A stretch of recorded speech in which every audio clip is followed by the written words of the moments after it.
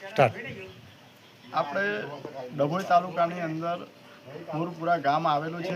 અહીંયા ઘણા વર્ષોથી રોડ પર ગંદકીનો નિકાલ થતો નથી અને અમે તલાટીશ્રી સરપંચશ્રીને પણ રજૂઆત કરી છે, તે છતાં એનો કોઈ નિકાલ થતો નહીં. તો પછી અમારે જવાનું કોની પાસે? અને આ ઘણા ટાઈમોથી આટલો જ ચાલી રહ્યું છે. આ જો તમે આ કેટલો ગંદવાળું થઈ ગયું છે, આ બધું જો, અને નાના છોકરા 12 મંદિર જવા માટે પણ રસ્તો નથી, તો એનો નિકાલ કોણ કરશે? અને નાના છોકરાઓને કોલેરા ફાટી નીકળે છે, બીમારો પડે છે, એની જવાબદારી કોણ લેશે?